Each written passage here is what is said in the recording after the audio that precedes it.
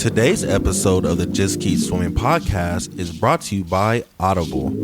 Audible is an online audiobook and podcast service offering over 10,000 books and the ability to listen to your favorite podcasts, including the Just Keep Swimming podcast. I personally use Audible all the time and suggest you take a listen to Intentional Living by John C. Maxwell. In this book, Mr. Maxwell shares his story on how he was able to live a noble and purposeful life and gives you tips and tricks so you can do the same. So please start your 30-day free trial now at www.audibletrial.com/JKS podcast, all lowercase.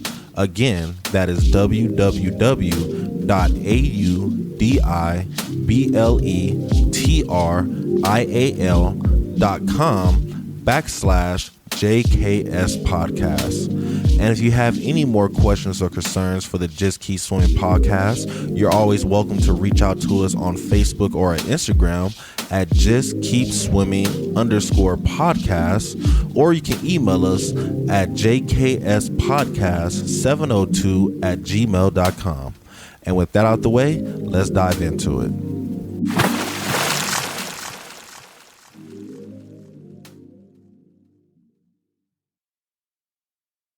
Good morning, good afternoon, and good evening, and welcome to the Just Keep Swimming podcast. It's your friend, your boy, your host, Mr. Adrian Jackson, and we back at it again with another great episode for you. And you already know who I got with me, the man, the myth, the legend. It's Mr. 1-3, a.k.a. Un Trois, a.k.a. Captain Capper, Professional, a.k.a. Donovan Jackson. There we go. Yes, sir. How you doing today, bro? I'm doing good. How are you doing, brother? Doing good. My little dress, man. Appreciate it. Oh, did you see the new earrings? Yeah, I like the earrings, bro. You shining. Yes, I can't wait to be like you. Feel like you been had your well. Nah, they closed, bro. I can't do nothing. They done. Come back. Done. No more. Oh, I'm too old for that now. Oh, all right. Cool. I mean, at least you honest like that. I'm keeping it real, man. I don't need the jewelry, bro. I don't need all that shiny no more. But ladies and gentlemen, thank you guys so much for joining us again today, live as always. Well, as our new routine now, right? Yes, every month. Every month we're trying to join you guys live, so look out for us every month. I'm gonna keep it 100 with you. Next month we have 2 live episodes coming for you guys, some amazing guests, so make sure you guys check it out. But today we have a super duper amazing guest that kind of came randomly, and I am so happy to do this. Beyond excited, I can't wait to do this. So I'm about to introduce him right now. Let's go ahead and bring him to the stage so we can jump right into it. So our amazing guest we have today is former Nevada State Senator, Mr. Scott Hammond. Mr. Scott, how are we doing today? I'm doing well. Thank you very much for having me on the show. Yes. Appreciate it. I don't have any bling to show. Or no, you good. You got your ring right? I mean, yeah, well, that's 32 years in the making right now. Oh, okay. I like it. Yeah. Hey, that's more drip than anybody. Yes, more than me. I don't even got my beads on right now. That's how bad it is. Oh. It's all good. But Ms. Scott, I just want to say thank you for joining us today. Definitely such short notice. I know we actually got in contact with you Wednesday to do this episode, and you jumped right on it. So I just want to say I appreciate you so much for this, sir. I'm looking forward to having a good time today. And, today, this afternoon, tonight, making sure that we just have a good discussion, but having a good time. And, when I got the invite, I thought, this is going to be fun. Yes. Yeah, it should be fun. I feel we shouldn't get too deep. It should be fun. I'm enjoying it. I'm looking forward to it. Mm-hmm. But let's go ahead and dive right into it, Scott. Sure. So I know when PJ introduced me to you saying that we have a former Nevada senator, my first question is what is a senator at all? Like, what does a senator actually do for the people? I never actually understood something like that. Well, as senator in the state of Nevada, it's an elected position, right? We're representatives of a certain geographic area. Mm-hmm. But in truth, once you get elected, you really should be representing the whole body of the state of Nevada. I mean, you represent your area, mm-hmm. and my geographic area was in the Northwest here. Mm-hmm. But really, you have to keep in mind the totality of the state and where the state needs to be going. Because mm-hmm. what we do is we create laws. We pass laws. We send them over to the governor's office to be signed into law. Mm-hmm.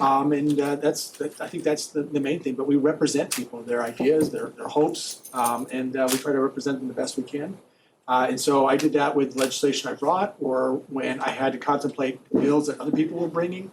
I mean, you really want to make sure that you're paying attention to what people are bringing, right? Yeah. They bring a law and they say, hey, we think this has some merit to it. And you go, okay, let me see if it has merit to it. And sometimes you agreed with them and sometimes you didn't. But you had to be I thought you had to be civil. You try to be civil, and I think that's kind of what's lacking right now is a little bit more civility in our legislative process. But pretty much that's what we do. And I try to stay connected to the people. And I'll tell you that the best example that I can come up with is there were two times in my legislative career, and I was there as an assemblyman and as a senator about 13 years total. Oh, wow. I stepped down during my last year that I could have been in there as my 14th, but 13 years is a long time. Right.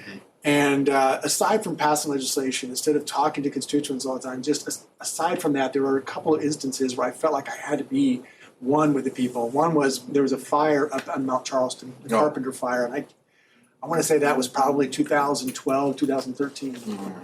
And I remember I just thought, I got to be there. I got to try and get information for people because there were a lot of people who couldn't go to back up to their homes. Maybe they were living in other places and they had a summer home up there. They just didn't have information. So I got in touch with everybody I needed to. Was able to go up. They took me up there as often. I didn't get in the helicopter. I really wanted to get an aerial view. I wanted to see what was going on, but I went up there several times when nobody else was allowed to. Oh, wow. And I reported from there. And I made sure everybody knew. I kept everybody on social media updated on what was going on. Beautiful. If I saw somebody's house, I said, I went to whatever house, and it's still there. The trees. Just kind of updated everybody. And I remember about 2 years later, I met somebody. She owned a company. And she kind of looked at me. She goes, "Wait a second. Let me think for a second." It took her a second, but she said, "I think I remember. You're Senator Hammond. You went up to the Carpenter Fire like all the time. I lived and died by your reporting." Oh, wow. She goes, "I just had to know what was going on, and you were the only person who would do that." Oh, wow. Same thing occurred when COVID hit. Everything shut down. Right. The governor shut everything down. And the governor really wasn't sharing a lot of information at the time. That was, if I'm going to criticize him for something, it'd be that for sure. Governor Sisolak had some difficulties, but that was like the major thing that I had is that during COVID, he just would not communicate with people. Oh, wow. And I started doing weekly town hall meetings, live town hall meetings where I just had people come on. So this is one of those things that, I felt like was different, but it was still part of my duties. Right. I think I had, when people were saying when you do a town hall, you might get 4,000 people listening to you. I had over 20,000 people listening. Oh, wow. They were starved for information. Yes. And so I would bring on guests like you guys do, right? But it would be more like, what is the DMV doing? What can people do while this is all shut down, but they've got to register their car? Right. Or, I'd have somebody from the DETR, which is the Department of Education, Training, and Rehabilitation, the ones who are doing the unemployment insurance. I had all those people on, and people were starved for information. So that was one of those things that I did. Right. And that's beautiful right there because I do remember being one of those people starved for information because I did get laid off during COVID. And I do actually remember logging into town hall meetings just to try to figure out what's going on with the city. Where can I even go look for work now? Is there any work right now? Right. Or do I just have to sit back and wait? Yeah, exactly. Yeah. So, no, I think that's beautiful. I'm so glad that you did that. And I do remember seeing your face. When PJ sent me your picture, I was like, he looks so familiar. Yeah. But now I finally realize where I know you from now. So thank you for saying that. Yeah. And the funny thing is, I can go to a grocery store. Most people don't know who I am. It's not a super sexy job. I used to tell, because I was teaching high school when I first got elected, and all the students go, "Oh man, you're like really famous." I go, No. I can go to a grocery store. Nobody knows who I am. I still go home and I change poopy diapers. I take out the garbage. Right. I do all of the normal things everybody does. Right. So you're just a normal human being like we all are. Yeah. I love that. I think that's amazing because, a lot of people, we see people that are in positions of power and we automatically assume, oh, they're better than everybody, or, he drives a Maserati and lives in, hustling money, whatever the case may be. We have all these negative thoughts and intentions toward you guys. And I'm loving to hear that you're just a normal human being. And it doesn't help, though, when somebody does get into politics and just sort of detaches themselves from society. They want to be filmed because they want to be in front of a camera, show people the average Joe, but then they go to a grocery store and then they, the checker is taking it and putting it across the scanner and they're like, you could see in their eyes, they don't even know what that scanner is. They haven't been shopping for years, right? Because they sent somebody else there. That's not us. In the state of Nevada, we are citizen legislators, and we are as much attached to our regular life. The only time that we're up in Carson City is every other year, an odd number of years, for about 120 days. The rest of the time, we're right there, just living life, trying to figure out, the bumps and bruises that occur in the economy. We just kind of live life and then see, where we might be able to make a difference. Right. So another question for you. Did you find it difficult to be, I guess the best way I can explain it is to be a soldier on the field, but then have to be a general in the courtroom? You have to see what's going down in like you say, in your area, but then at the same time, you have to go and report up to the higher people and let them know what's going on. Did you find that difficult at times to, I guess, be that middleman? Yeah. So if I'm understanding the question, sometimes the difficulty was when I had to leave my job for 4 months. I had to take a leave of absence from my job. Mm-hmm. I was a school teacher. I taught high school. And then later on, I actually worked for the Nevada Contractors Association.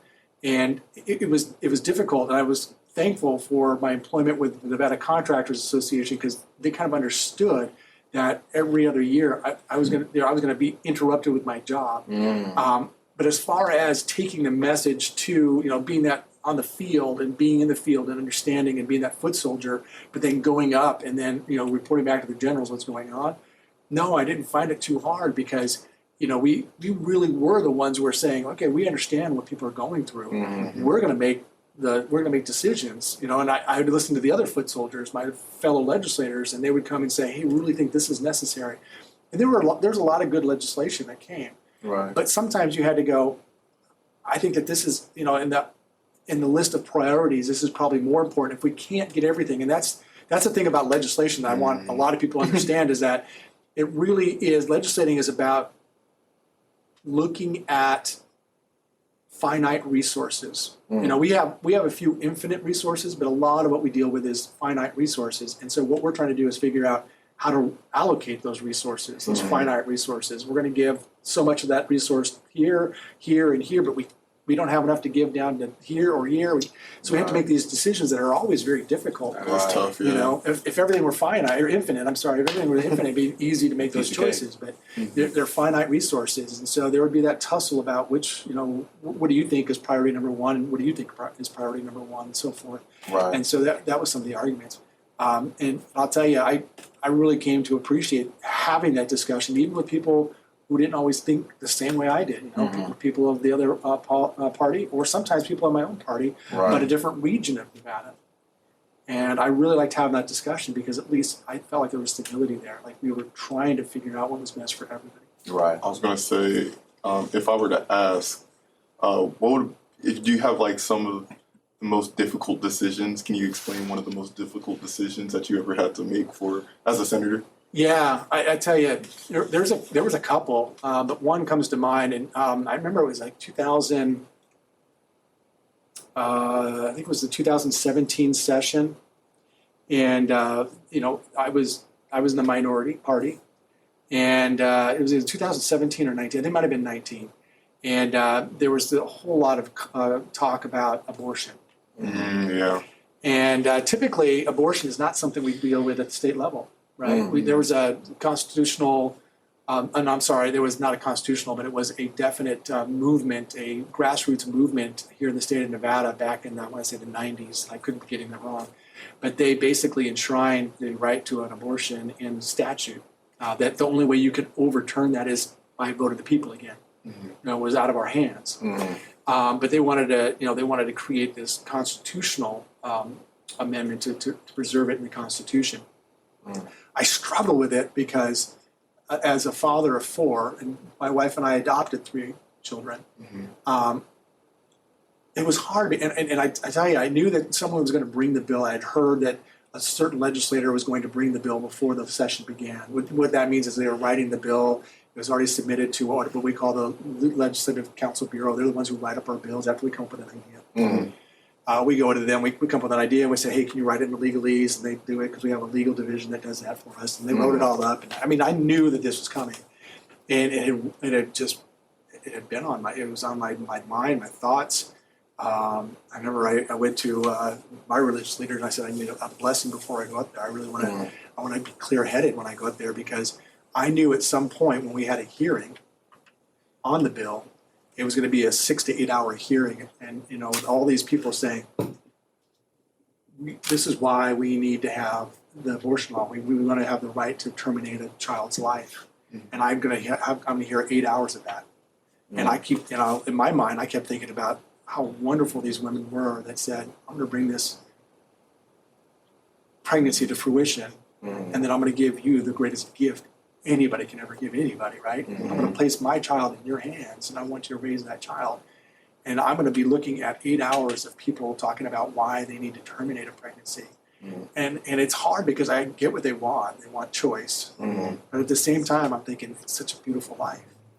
And I don't want to hear 8 hours of it. So that was a hard decision. That was difficult. Yeah, and that was a really tough time. Like, it was on social media. Everybody was talking about it for a long time too.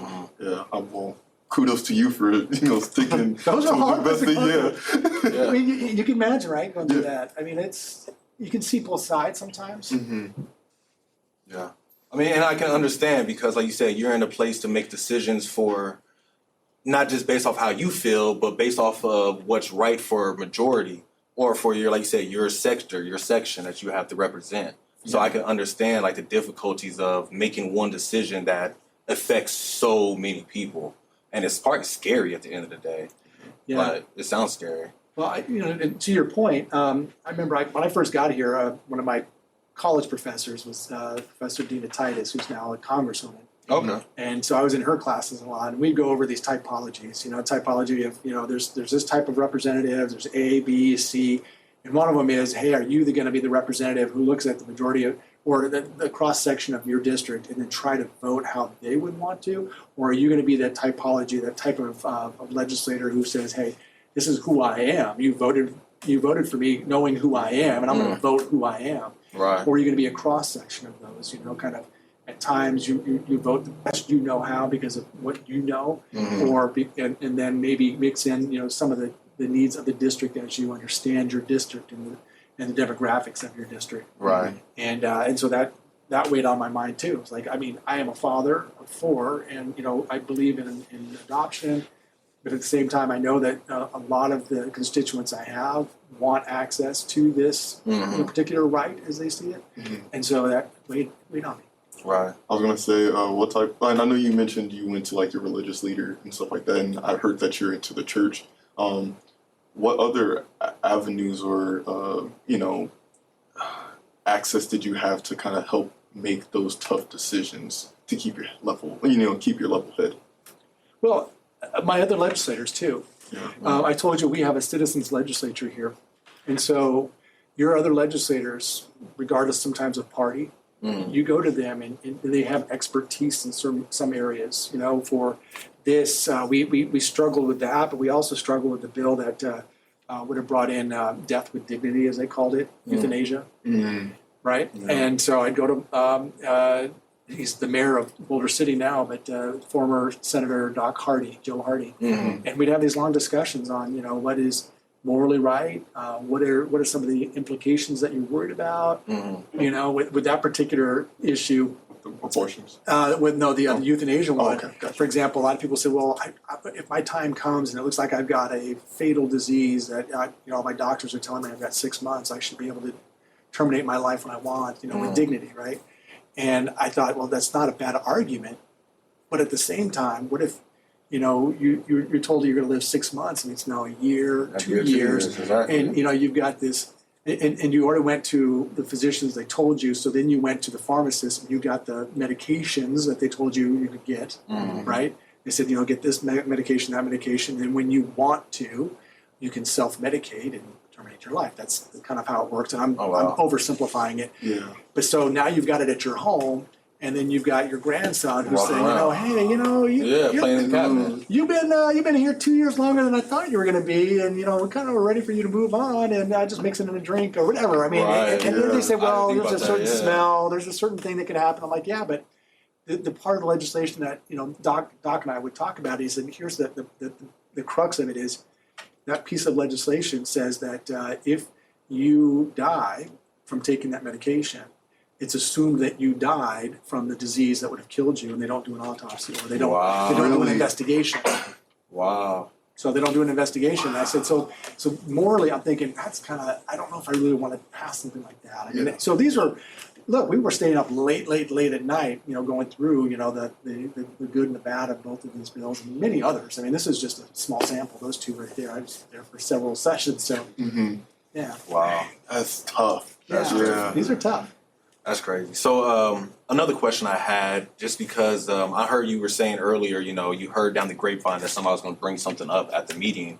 So do you consider, I guess we say, like, the government has a lot of he say, she say, word of vine, gossip going around, or like, is it a lot of just word of mouth and stuff? Or? Well, there's a lot of gossip, but eventually it all comes out, right? Because we have to submit the bill. I mentioned earlier, in the state of Nevada, we do things a little bit different, right? We have the Citizens Legislature, and we have this thing called the LCB. The LCB is the Legislative Council Bureau, and it is a nonpartisan part of our government, in the legislative branch. They're there to help all legislators, regardless of party, right? They serve both Republicans and Democrats, or independents. We have an independent, which we did once. And so you go to them. And so if I have a particular idea for a bill, right, let's say I actually proposed a bill that created the Asian American Heritage Day, right? And I take it to the LCB. They are not allowed to tell anybody else that I submitted the bill or what the bill is about. They can say, however, if somebody submits something, they can say, hey, we have somebody else who submitted something very similar. Would you like me to tell that legislator that you're doing it as well? And then I could say, no, I don't want you to. I'm going to go ahead and submit it anyway. But if I said, oh, yeah, I didn't know they were submitting it, then they might say, hey, Senator Hammond, Assemblyman so-and-so has already got this bill or wants to do this bill. Would you like to contact him and see if you guys work together? So they keep everything very secret, right? So there are some, rumors out there before session begins. Some of that hearsay, and sometimes you get that from lobbyists who are also working the scene. But, it all comes out eventually. If there's a bill, it's going to come out on day 1 or, day 2, 3, or 2 weeks in. Right. They have to disclose. I mean, eventually, if it's going to be a bill, it's got to be disclosed, right? Right. You got to introduce them, then you got to assign them to committees and things like that. Love it. Yeah. So I know now that you're a former senator. Like you said, you resigned, you took a new position, and to my understanding, you're the executive director of the Office of Workforce Innovation. I believe I'm correct. Owen? That is correct. Owen, yeah. So what exactly is Owen? We're just curious. It's a super sexy job. It sounds sexy. Owen. Yeah, I get all dressed up for it and everything. Owen. Actually, back in 2017, we changed the name of Owen. It used to be that the office, the legislature voted on this in 2017 when we created it. It was designed to try and look at how we get the workforce ready for the future, right? We know that schools are changing, the factory-style model of schools, where you come in at a certain time, the bell rings, you go from one class to another, you sit in, rows of chairs and you listen to a teacher for 50, 55 minutes. We know that that's changing, and for good, right? Yeah. The old factory-style model is out, right? I mean, it's beyond industrial revolution time, right? And so we had to figure out how do you get a workforce ready for the future as well, in conjunction with that and other things. And so we created this office, and we called it Owen. And then in 2017, 2021, we decided that we were going to change the office. We're going to move it from the governor's office and then put it under Dieter, which is the UI, the Department of Education, Training, and Rehabilitation. Okay. And so we put it under Dieter, and when we did that, we changed the name from Owen to Goen. The governor's office of workforce innovation, which made me laugh at the time because you're getting away from the governor, but now you're going to call it the governor's office. So but now we still go by Owen. Okay. But the real thing is that my office, we're sort of the as it's been described to me, we're sort of the point guard, the spearhead when we have to put something together, and we have to come up with a pathway or a program. My job is to kind of, as the field general, get all the other entities, whether they're governmental agencies or they're private entities. Like if I want to have a discussion, and right now I'm talking to Cheyenne High School, they want to have a pathway, not just having classes. Oh, do we have some in the house? Oh, yeah, a couple right here. Oh, you went to Chi-Town too? Oh, yeah, look at that. I better not talk about strike. I'm with Mojave, so I don't care. You say what you want to say about Oh, it. okay. I want the Rattlers. Yeah, the Rattlers. Yeah, Yeah, Mojave Rattlers. And I'm Clark, so the Chargers. yeah, Chargers. We worked with Clark as well. We set up a program there because you have what we call CTE, right? Which is CTE is career and technical education, Okay. and it can run the gamut of healthcare. It could be the trades, and a lot of different things. Anything that gives you a skill, right? That's CTE programming. And it's nice, we're developing more of that. We have more programs out there. But one of the things that we really need to look at is changing, not just having those programs, but having a pathway. So why are we taking this class? We should take this class in conjunction with a math class that makes sense that goes with that, with an English class, and then have a pathway where we're doing a real, internship that goes along with that, Right. or work-based learning, or something that gives you a lot of experience before you get out of high school. So, Right. so everything you're doing in high school leads to a career, Right. a fulfilling, real career that as you are in that job, you look around and go, hey, well, maybe I want to go do this. Well, maybe that takes more education, maybe another credential, maybe a micro-credential, maybe a certificate, maybe a 2-year university degree, maybe go on to 4-year. But I see that this is all kind of changing. Well, that's what the office does. And so when I'm talking to Cheyenne, you guys can go now. Everybody's like, yeah. When I'm talking to Cheyenne, we're looking at, okay, we're going to do a program in trades. Okay, so who are we going to bring in? We're going to bring in Nevada Contractors Association. I'm going to bring in some of the trade unions. We brought in the laborers. We also brought in Southern Nevada building trades. And we bring in the city of North Las Vegas because Cheyenne is right there in that area. They want people to graduate, get jobs, and stay in the area. So we're working in collaboration with them. So I'm the spearhead. Owen is the spearhead. We kind of get everybody together that needs to be in that discussion, and we bring them in and we go, okay, what are we going to do? We do the same thing right now. We're doing a grant application for a tech hub. We got the first phase, and this was before I came on board. UNR was spearheading this. They brought in phase 1 of this tech hub, where they're looking at lithium and then trying to, create this lithium loop here in the state of Nevada, the mining, the manufacturing, the recycling, all those things, right? And all the jobs that are going to go along with it. Jobs we don't even know what they are yet. Right. And so now we're in phase 2 of this tech hub, which is it's a $70 million grant over 5 years. You leverage it with some other private donations, and it's probably going to be, if we get it, about $100 million. Right? And so now I'm bringing in, again, industry. We're bringing in the mining. We're talking to folks at Redwood, who are the recycling up north. We're talking to schools. They're talking about creating 50,000 jobs in 5 years. That's $10,000 or 10,000 jobs a year. Right. Some of those people who they're going to hire in that 5th year are probably going to be freshmen this fall. Right. Just getting out of high school by then. So we have to create a whole program around a pathway, right? Yeah. How do we create this pathway? Not just taking a few classes that give you skills, but the right skills. We talk to the employees. We talk to the employers and say, what do you want out of somebody who graduates from high school? Right? Instead of just like a generalized education based. Right. Yeah. You're being very specific, and you're saying, what is the pathway? At Clark High School, we helped them create, when I worked for the Nevada Contractors Association, we helped Clark establish this pathway for kids who wanted to get into to be electricians. So we established a program, they did, at the school, and then we connected them to industry partners like Helix Electric. I'm going to get the other ones wrong. I'll take suggestions from the audience. GSL and Berg Electric, and we basically they choose a certain number of juniors and seniors every year and give them a scholarship, which leads to an apprenticeship, Beautiful. right? That's so beautiful. Yeah. And so you really are trying to create pathways, meaningful. You're not sitting in your. I don't know about you guys, but I sat in my class once in a while. And we had nice big windows, so we could just daydream. You been there? Yeah. I find it beautiful because I'm sitting here because like I said, I went to Mojave.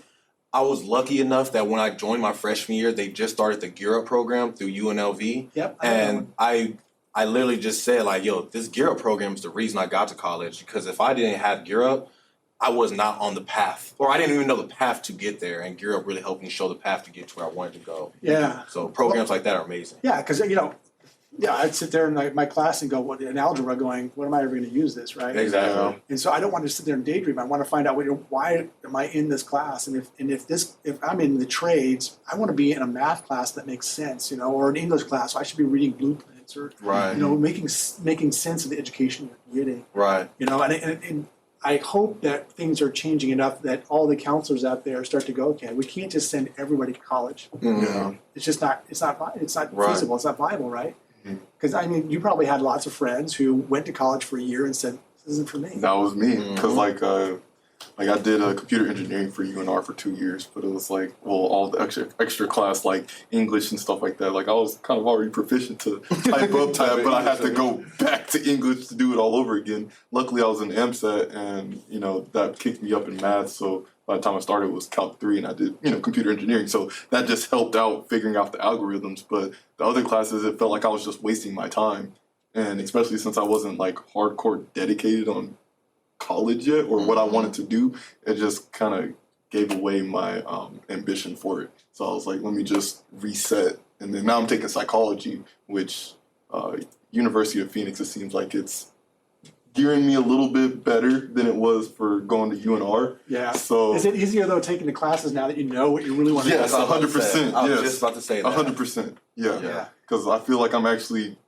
doing something confidently. Yeah. Like especially the word confidently, that towards what I want to do in life. Exactly. So, And you're more proficient at it. yes. Yeah. Yeah. And you're going to absorb better. Yes. So and I want that experience for everybody. I think it helps. Like I didn't finish college until I was 28. Mm. I did a lot of other things in between, Mhm. and then I had to also work to make some money and that kind of thing. But by the time I graduated at 28, I really knew what I mean. When I went back to school at 25, 26, I knew what I really wanted to do. Yeah. Mhm. It was easier, Yeah. better grades. Yes. Better focus. Focus. Yes. And I tell my mentee that all the time. Like, yo, I understand you want to go to college because everybody tells you to, but it's like, know the reason you want to go. If not, let's go do a trade school and try to get your skills going right now and make money. And your idea for college may come later. Yeah. Of like, oh, I want to do this, and then now we know where you're going. Don't just go and take general electives or what is it called? General ed. Yeah. General ed, Yeah. non-selected. And it's like, well, that's 2 years wasted. I mean, along with that, like you also get the work experience. So like, you're even more qualified by the time you finish your education, and like you're actually being looked at by these employers to actually pick you up. Yeah. So And if you go to a trade or you get a certificate in something that you do have an interest in, then you're enjoying what you're doing, and you look around and you find out, well, I can still be in this industry, or I can still be in this genre, right? But I can also there's a higher ceiling than I thought. There's other jobs within here, and all I have to do is go back to school later on. But I know what classes I need to take. Exactly. Yes. I know the reason I'm going now. Right. I mean, even I think a lot of people in construction, when I was working for NCA, I think a lot of the students were sort of shocked to find out, hey, it's not just about picking up a shovel and digging a ditch. There are a lot of jobs that require lots of different types of certification, right? Yeah. But you can get a job working in the industry when you're 18 and getting paid, $55,000, $60,000 a year, which for, an 18, 19 year That's old, amazing. Yeah. that's amazing, right? But then there's a ladder you can climb, right? And I think that's what we need to also make sure the counselors in high schools are more proficient in knowing what's out there instead of saying, hey, college is for everybody, right? Yeah, Yeah. exactly. And you'll figure it out there. Yeah. So, I truly Also, agree. make sure they're passionate about trying to get those kids there too. So, Yes. okay. If I had a question, like, what do you think of the current education system, just in general? I know Nevada's kind of like low on the ladder compared to the rest of the country, but what do you think about that? What do you think could be fixed along with the the geared programming? Well, I don't have a silver bullet for everything. I don't. Although education was one of those that I really, I got into because I was a high school teacher, I was a basketball coach, I was a softball coach. I mean, I really loved being a teacher. It's one of the 5 things I tell everybody. If you want to be a good decision maker, you have to know who you are, and to know who you are, make a list of those things, and it'll help you to make the decisions. Well, being a teacher was one of those that was on my 5 things. Right, I make decisions based off being a girls basketball coach is what I was, and a teacher after that, and things like that. Right, so I really get into education. I'm actually really a big proponent of educational choice. I think right now we need to open that up. We need to allow people. There's a platform that needs to be created where people can come in and deliver education different than other people right now. Right. You know, with the public education system, I'm not saying it's bad. I'm just saying that, you know, it tends to be cookie cutter, right? Yeah. You know, you have this, and this is how we're going to deliver to everybody, not taking into consideration the different areas of the city, the state, the you know, demographics change, the dynamics change. I said, you know, you really have to have some really robust school choice. Right. Aside from that, you really also have to consider how things are changing, right? I told you that, you know, I'm really into this pathway idea. About 7 years ago, the economy changed. We have a skills-based economy where the more skills you have, the more opportunities you will have. Right. You know, my grandfather's generation, and again, I'm old, older than you all. Older than me, yeah. Yeah, if my grandfather's generation, he had one job, you know, his whole life, one career. That was it. My father had about 3 different jobs. He was in the Navy. He worked, I think, can't remember what his first job was, but you know, career. Then he was in the Navy, and then he got out, and then he worked at a boiler plant at a VA hospital in Queens for the rest of his life. Right. I was told when I was younger I'd have about 5 different careers. Oh, wow. And it's true. It turned out to be true. Like I started later, you know, with my full-time job. You know, my wife still laughs. She's like, "You took forever to figure out what you were going to do." I know, and I didn't want to do anything. I didn't want to grow up, right? But you know, I've had about 5 different kind of careers, and I probably have 6 or 7 before I'm done. But my 16-year-old, when I heard this, she was probably 12, and they said that 12-year-olds, the person I was talking to, she was giving a lecture, and she said, with the gig economy the way it is, you know, with all these private contractors, the kids who are 12 years old now, who are now 16, 17, they'll probably have 20 careers a year. Oh, wow. Right? Yeah. Because you'll have a skill set, and you'll say, "Oh, I'm going to look and see what job I can do right now. I can do this job for 4 months, you know, because the skill set I have."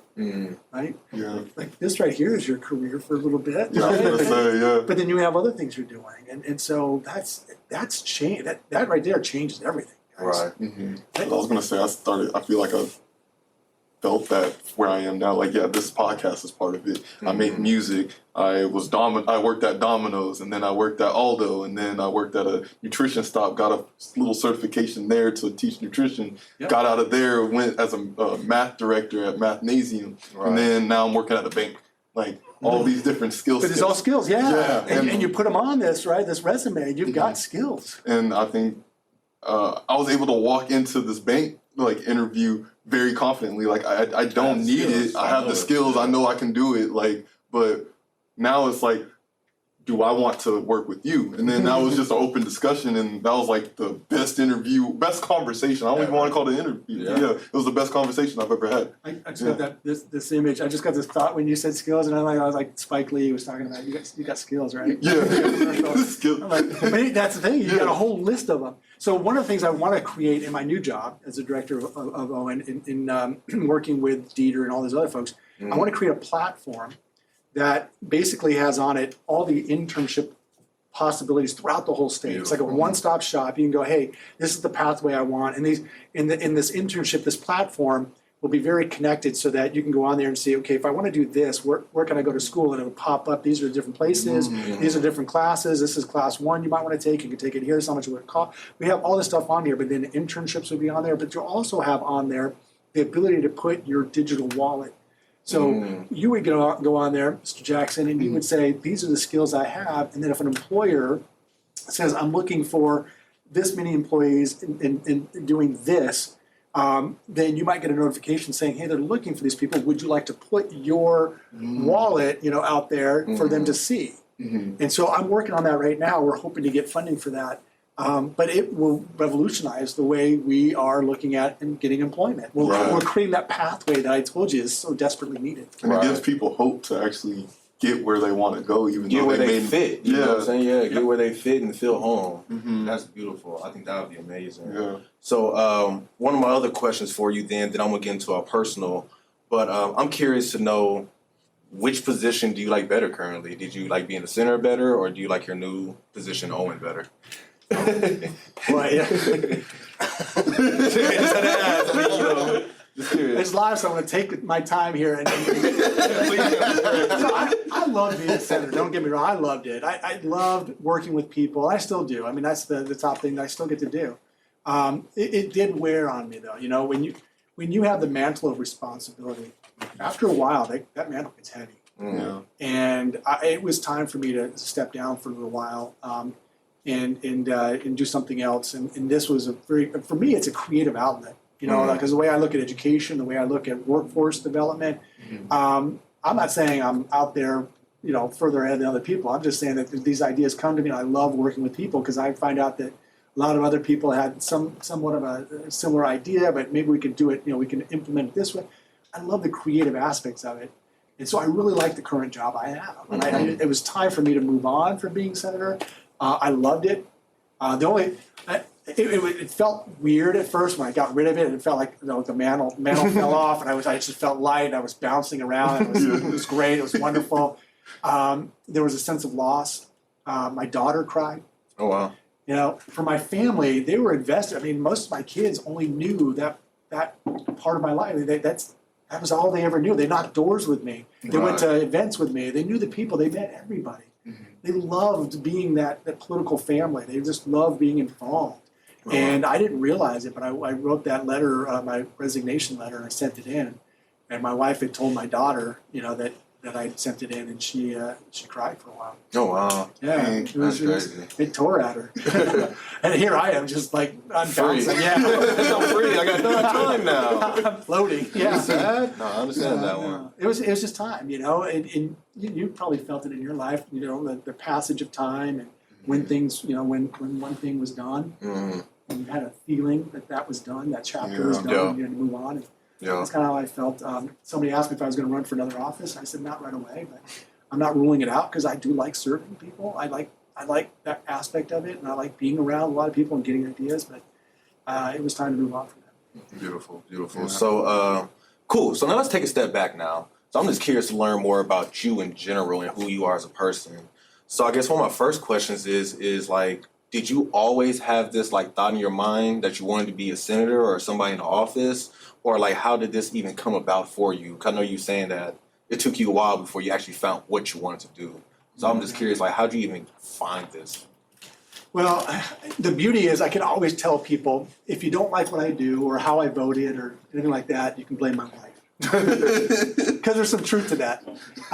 It was my wife years ago, and it's funny because my wife knows me, or she did when we were first married. It's funny because my wife's an excellent judge of character.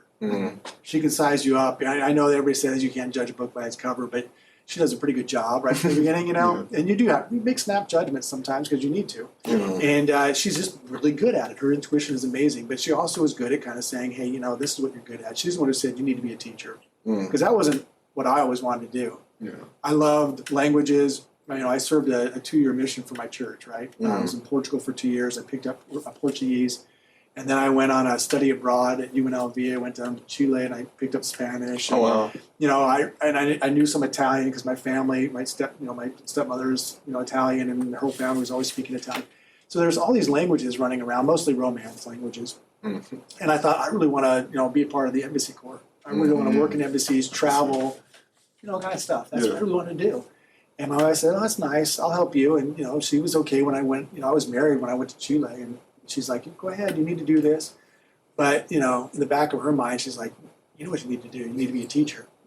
You just have a really good gift. You know, you're just patient with kids. You really like being around. There's an energy you bring."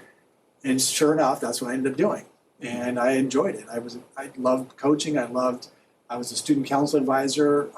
You know, I just love the students. When I see the students now, I just light up because those are my students, right? Right. And, you know, I have a lot of them who just, you know, they see me and they start crying. I'm like, man, you had an impact. You know, you had something in life. Yeah. And it's really, I love that about my students. I see them and I just light up. Right.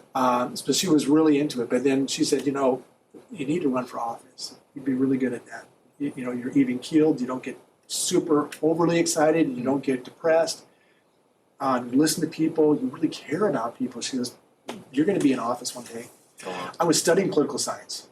I have a master's degree in political science from UNLV. Okay. And so I really loved comparing political systems, right? That's why I went down to Chile and I learned Spanish, but I was really studying a lot about what happened in 1973 with Pinochet and Allende. And, I really loved, listening to poems by Pablo Neruda. I mean, I just really is into the whole Chilean culture. That's right. And I liked that, but my wife said, you're going to run for office one day. You really should. And so she kind of pushed me out there.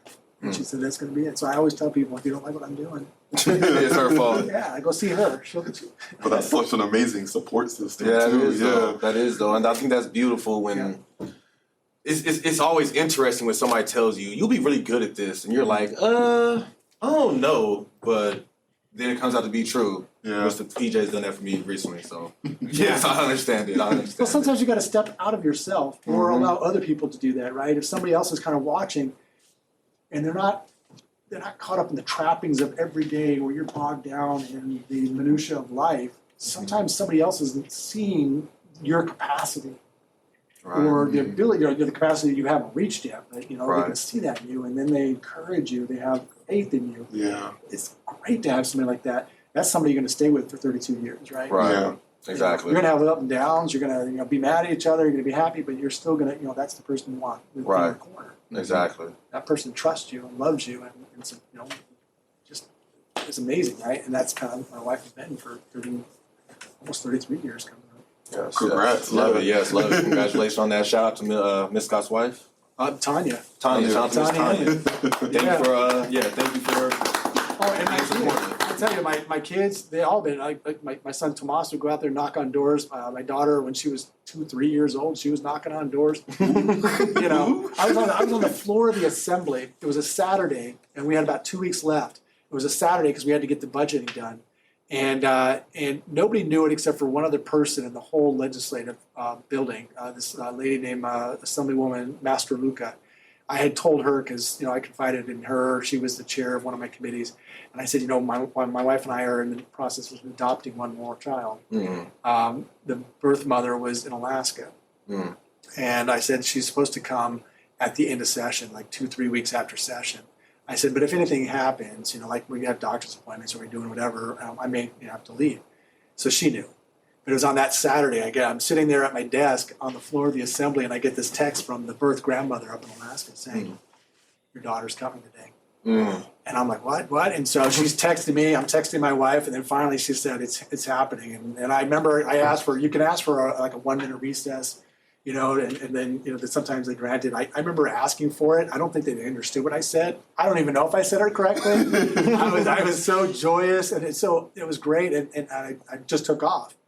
And then when I came back, they said, Assemblyman Hammond, you have something to announce? And I said, yeah. And I told everybody that my daughter was born right then and there, but I didn't get to go see her for like 2 weeks. My wife took off right away. Okay. She went up there, and she was up there within 24 hours, I believe.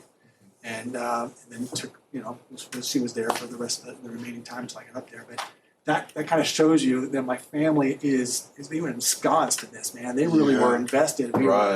Everything was about, the political process, No, that's beautiful. That's a blessing. That's a blessing. That's Yeah, that's a blessing. true team right there. To make sure whatever happens, we're gonna make sure it happens. You can do what you need to do, but we got this handle on our side. And the beautiful part was my daughter Isabella, or Issa, we call her Issa, but Isabella.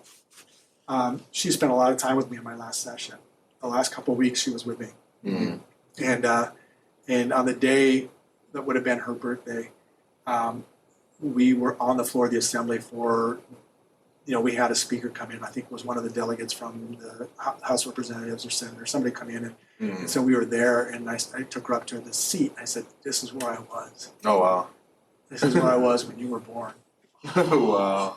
And it was a full circle kind of moment, right? Yeah. That's really The end of the cool. career. That's really cool. I love that. I love to hear it. So, also remember hearing you saying that you were religious as well, and I'm just curious on how were you able to balance out the religion and politics? Because from my understanding, I know that sometimes they don't go hand in hand and they kind of butt heads a lot. So I was just curious on how were you able to balance that?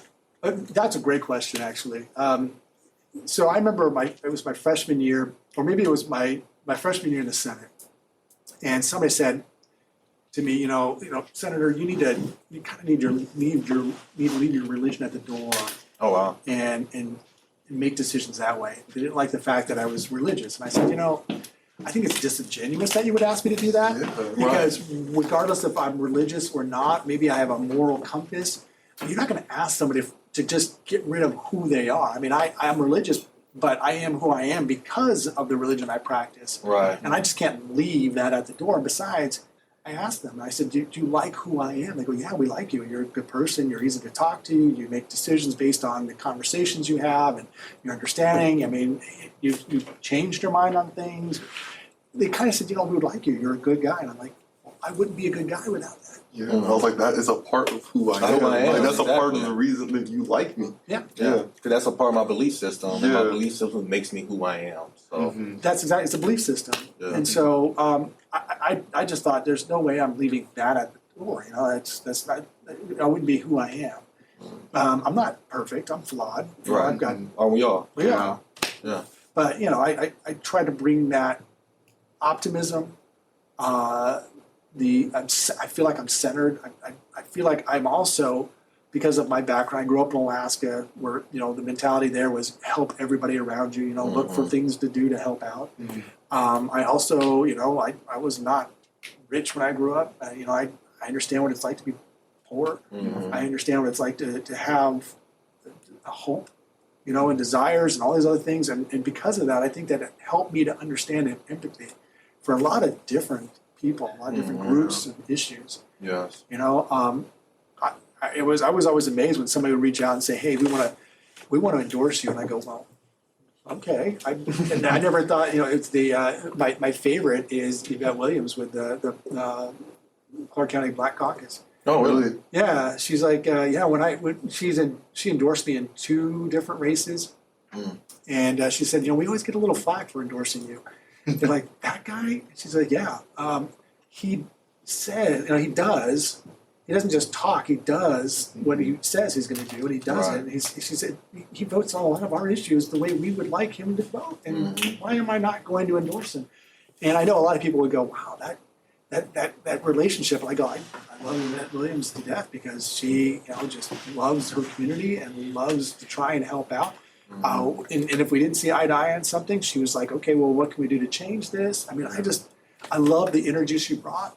And so that's the kind of stuff that made me feel like I was connected to something, right? Because they looked at me and said, here's a guy that, we can trust. Right. So I enjoyed that. But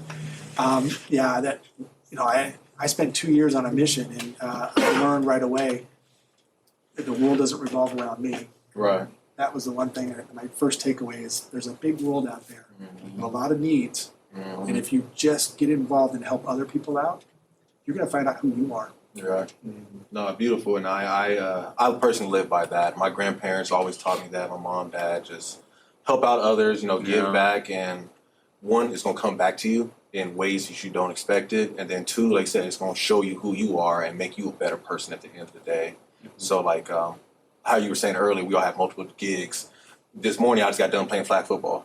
And, yes, I'm out there reffing and stuff, but at the same time, I'm looking in ways that I can help these kids get better at the sport that they're playing, even if it's something as simple as, hey, before you run your route, you need to drop your butt so you can, go to the left faster, or, they kept dropping the ball. They're literally running and dropping the ball, like it's just falling out. So I'm like, okay, everybody stop, look, 4 points, and trying to show them how to hold the ball or hold it like this. Now let's keep going and get the game going. But And then you see one of them do it. yeah, and you you're see one of them do it. You're like, man, there was a difference. Exactly, and that's exactly what happened. I saw the one kid, he had a wide open touchdown, he just dropped it. And then after the next play, same thing happened, he didn't drop it no more. So it's like, there we go. Nice and simple. So I love giving back. Look for ways to help out. It's all about giving back, yeah. Yeah, and you do find out who you are. You always find out who you are. It just kind of, it shines you a little bit. Exactly. I love it. So for this portion, I kind of wanted to open up to Instagram Live. I didn't know if Mr. Producer, if anybody has sent any questions in that we would like to ask. It'll be interesting. Or Mr. We've got CEO. viewers, but we haven't seen any questions. No? Well, now that you've told them, they probably will start pouring in some questions. Well, I actually What's did the most have embarrassing moment?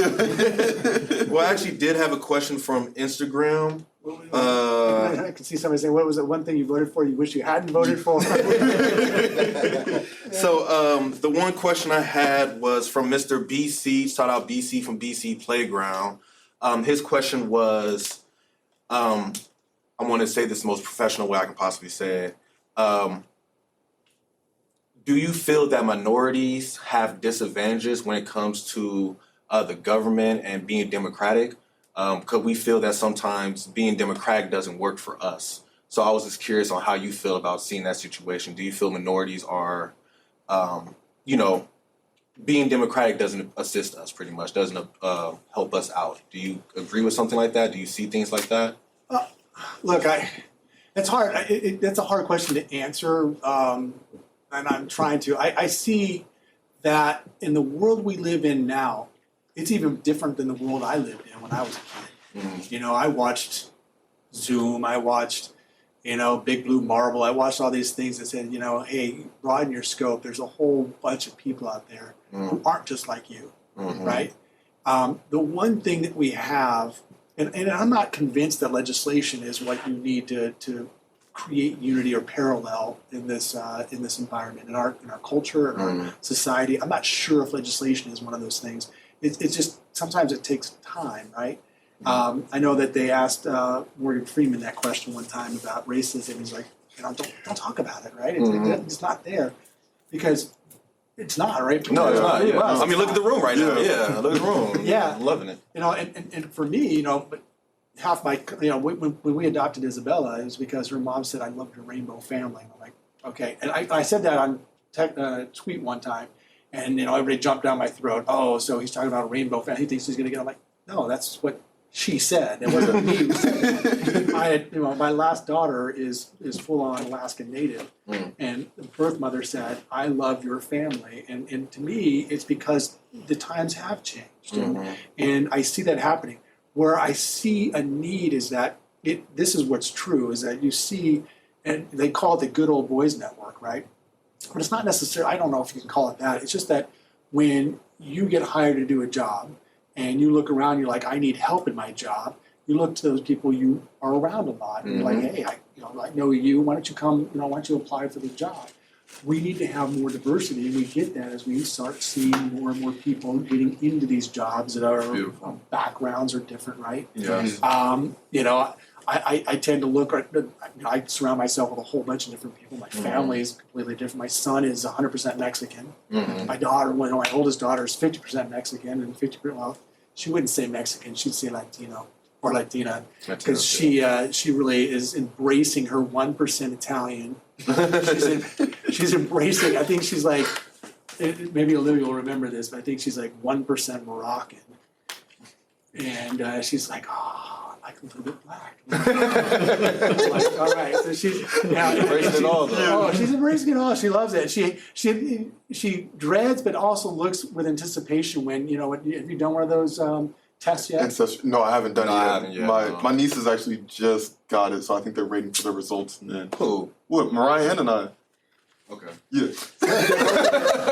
They both did it. Yeah, they both did it. So what happens is you get the results, right? And then sometimes 6 months, 7 months, a year later, they change the results because they get more samples from other people, right? They get more samples and they refine. And so, she went from being 1% Italian to being 0, and then she got it back again, and she celebrated again. She's like, okay, I am. And, so it changes from time to time, and there's ups and downs. But, I just see that, to his question, I don't know if, democracy, the government, is going to create the society we need. What we need are people changing. And I know that if you're talking about, black versus white, brown, all those things, in about 100 years, It's not going to matter. Yeah, we're all going to be looking pretty similar, yeah. And the only reason why there were so many differences is because the world was so siloed for so long. Yeah, right? you was always separate. Everything's separate. Mountain ranges separated one culture from another culture, and the sad thing is, as we become more homogenized, is that some of the culture that was developed is going to die away, right? Mm-hmm. Right? You're not going to see the stark differences And I feel Right. like that's going to be like another hiccup because some cultures are going to be struggling to let go of that. Yeah. Yeah. I mean, that's when we have to come to kind of like the Jackson family right now. We Yeah, have to learn how to blend it and make it work for Yeah. us, And it calls, shoot, we got to celebrate 2 weeks before Christmas to get all the family together. We'll do that, but Yeah. we do whatever we have to do to make it happen. And And that's kind of the struggle that the United States is going through right now, right? We're trying to get through, but a lot of times there's going to be those people who are trying to stir things. stir the pot. And they're the ones who are stirring. Like, who's stirring the pot? That's what you need to look for. Is like who's stirring it? Because for me, living day to day, I'm just trying to get along with everybody I meet. That And I'm trying to find the common thread that we all have, right? Have those conversations with everybody. And then there is that moment though where you also, I think you have to mourn sort of the loss of some things. I grew up in Alaska. For the most part, I was a military brat. I moved everywhere, but by the time I was in high school, it was Alaska. And at some point during my high school career, there were 2 or 3 ladies in Southeast Alaska who spoke Tlingit. They were the last ones to be able to speak, and when they died, that language is gone, right? Oh, wow. And I hope I got that right. I know somebody might call in and go, "Hey, that's not true," but I'm pretty sure it was Tlingit that language died out with those ladies. And I know some people can speak a little bit, but they couldn't Fully speak like they could. fluently like these 3 or 2 ladies. And I wasn't cognizant of the whole wide world when I was in high school. I just remember that I had that thought like, wow, that was sad. significant, right? Yeah. Yeah, it was sad. It was like it's gone. Yeah. And so I've always thought it's a shame. My generation, or maybe the generation before me, when their kids moved to the United States, the parents are like, "You can't speak Spanish. You can't speak this. You gotta Now they don't know it. And I thought, what a shame, because a lot of them can't speak, right? They couldn't speak. And I'd like to embrace that. I want them to be able to speak all these different languages. And I found I was a little saddened by that. But now, you see it all the time. Now you're kind of hoping, well, you got to learn some English when you move here. Yeah. There's sort of that pendulum swung too far to the side. Like, Right. You got to speak a little bit. Right. Understandable. I think we had a question from the IG. So my question was pertaining to the 50,000 jobs. If somebody was coming out of high school right about now trying to get a job, is there any suggestions on stuff that they could do pertaining to getting into that field? Yeah, that's a great question. So every year, the Las Vegas Global Economic Alliance, LVGEA, they're a nonprofit sort of quasi-governmental agency.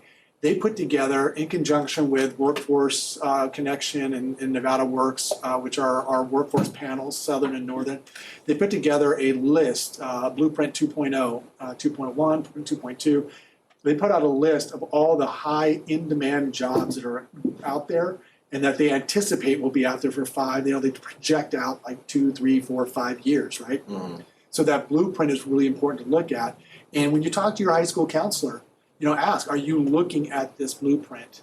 Are you judging what might be out there? Because you want to get into something. I can tell you right now, if you're going to be a cosmetologist, there are a ton of cosmetologists out there, and you probably won't have a lucrative career. And I apologize if that's your passion, but there are certain jobs that, we just don't have, we don't need the capacity. We already have, we're at full capacity. Right. But those are the jobs, if you go on there, we're starting to look at that. For that 50,000 jobs we were talking about, I talked to the Mining Association. What they need are a lot of chemical engineers. So there's not a dearth of chemical engineers out there, and in that particular field, they know for sure that that's one of those jobs that they're going to need. And then there's some other ones out there that we will post. If you want to work for this company, this is the area you want us to concentrate on. This is the job you want to get, and this is how you get it. We'll put that in our platform if we develop that platform. But that Blueprint 2.0 is really Can you name the site again, or the sheet that you were looking at again? Yeah, it's the LVGEA has it on their website. It's the Las Vegas Economic Global Alliance. Tina Quigley heads that up. If you look at it, they have this blueprint. They call it the blueprint. I think the first time I saw it was Blueprint 2.0, and I think it might have been like 3 or 4 iterations since then. They're trying to update it a lot. Got you. Right on. Cool. Yeah, just wanted to make sure we share that. All my younger listeners, go check that out. Go check it out. I mean, that's the thing. It's a pathway. You really want to see what is a path, not just getting the skills, but a pathway to that actual first steps you job. need. Yeah. And then from there, you know, once you get that job and you're making, you know, 50, 60, 70,000 a year, then you can start looking at, you know, what comes next. I mean, the idea is that, you know, I heard this too. I'll share this one last thing. I thought it was really cool. I heard this talk, and they said that, and again, I've never really followed up on it. I just remember these things. I hear them, and I'm like, oh, that's kind of cool.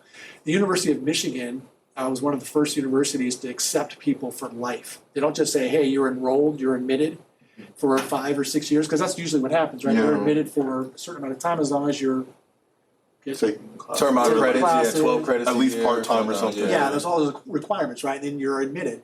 Well, the University of Michigan said, no, you're admitted, and you're admitted for life, because they understand that as the economy, as it's constituted now, if AI takes a portion of your work, right? They take a portion of your jobs, your skills, then you're going to have to skill up.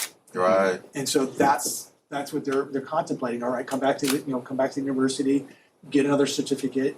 UNLV is really working on certifications, micro-credentialing. I believe University of Phoenix is doing that as well, because at least I know once I started and once I graduate, I'll still have access to the library and everything as an alumni, and I can always go back to get like my master's, my doctorates, or get another field if necessary. Get what you need. Yeah. Yeah, I love it. And that's going to have to happen a lot, right? And you're somebody who wants to sharpen your skills or learn new things. Yes. You put that on your wallet, your digital wallet. You have that available, so you can show people what you can and can't. And I think, well, again, bringing up University of Phoenix again, like as you're going through the classes, they're giving you like little badges and stuff that you can put on LinkedIn to let you know, hey, I'm certified, or I'm certified in this, or proficient in this. I have this skill set. So you know, anybody that's looking, even though you haven't graduated yet, you still have those skill sets to put onto your profile. And that's something that right now it's sort of the wild, wild west, right? With these micro credentials and certifications and things like that. One university will say, "Hey, you just do this, and this will be it." Another university, it might be a different, set of criteria to get that credential. It'll take time before we all kind of say, "Hey, no, this is universally accepted. This is what we do. This badge, this little token, or whatever it is," right? I think that's going to work itself out as we go forward, but it is definitely on the mindset of a lot of universities, higher ed, and a lot of other people. That's this idea of micro-credentialing and making sure you have, skills. Right. Love it. Yeah. Mr. T, something we had an online question? All right, so we've got 2 questions from Magic's in the Air. The first one is, can you tell us the best way to communicate with senators to get our needs resolved and addressed? And the second one to that is, commenting on what you guys are just talking about, do you think there's a chance that bachelor's degrees could become irrelevant? Okay, so the first question was, how do get in touch with senators? Yeah, so first of all, you're in the state of Nevada, which is a little different from the state of California or a lot of other places. Your elected officials are very approachable, and they're accessible. Approachable and accessible. You have lots of access to them, and they're approachable because they're genuinely nice, and they understand that. You're going to meet them in the grocery store. You're going to meet them in events. People. They're people. Yeah. If you look at either go to the state website, which is Nevada. Just Google Nevada Legislature, and it has a website. A lot of times it'll have different ways to communicate. Cell phones. A lot of times. They'll have emails, and they'll have phone. They'll have phone numbers for the legislative building, but of course they're not there now, right? Because we're only there every other year. Right. I had a phone in my office. The only time it rang once in like 12 years. Oh, wow. And I had it hidden behind something. I put it behind. I had a record player up there. So it was behind my records and my record player. And I was talking to my legislative assistant, and all of a sudden there was a ring, and we're like, what's that? And then we finally, I dug through it and finally got it like in the 5th ring or 6th ring. And I said, hello. And they're like, hey, I'm looking for so-and-so. I'm like, oh, this is wrong number. Wrong number. Wrong number. Wow. Yeah, but then but I had my cell phone, and I get phone calls. I got this guy who was originally from Buffalo, New York, and he calls up and he goes, "Hello, I'm looking for Senator Hammond." And I said, "This is Senator Hammond." And there was like no blank. There was like silence on the other end. He hung up. Wow. He hung up. Like he didn't actually expect to talk to you. Yeah. He called back in a few minutes, and I said, "Is this the guy that was just called me?" He said, "Yeah." He goes, "I'm sorry I hung up on you, but I wasn't expecting you." He's like, if I'm in New York, back in New York, I had to go through 3 or 4 different people before I got to the actual person, the yeah. legislator. And he goes, I just didn't expect it. Well, I'm not unique. I'm not the unicorn here, because a lot of my fellow legislators are like that. They all pick up. They all will call you back. Not always, but a lot. I mean, you have a lot more access to these people. So find those numbers. Go to their personal websites, their campaign websites. A lot of times they'll have phone numbers to call. You should be able to get a hold of them. I think my phone number's still out there like a rash. It's, I'll get, people go, hey, there it is. You're right. There it is.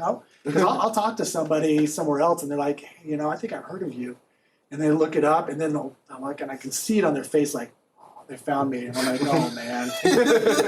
Like, this is you. And I'm like, yeah, that's me. Love it. So, and now the other question was, the bachelor degrees becoming irrelevant. No, I don't think that they will become irrelevant. Again, it depends on what you want to do. It's just, over the last 30 years, we got to this point. Remember, we started getting rid of, in high schools, we used to have shop class and metal shop and automotive. I wish We had all those things, right? Yeah. And then everybody said, no, everybody's got to go to college. And we made this big push for everybody to go to college, right? And then again, the prices were soaring because it's a matter of economics, right? It's supply and demand. You start sending everybody, and then the prices are going to go up. You have to hire more professors, open more colleges. There's not enough space, whatever. Dorms, yeah. And so there was this big push for that.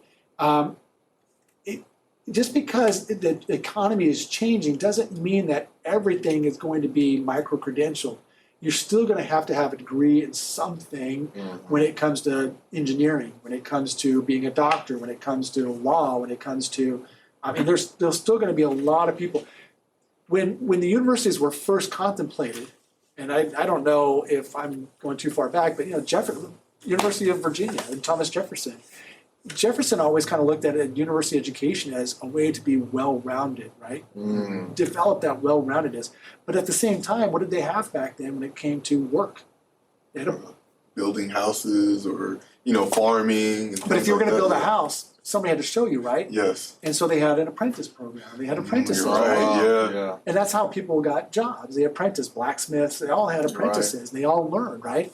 And so the university is a little bit different. And so you're still going to have a bachelor's degree in some things. They won't be irrelevant. You're still well-rounded.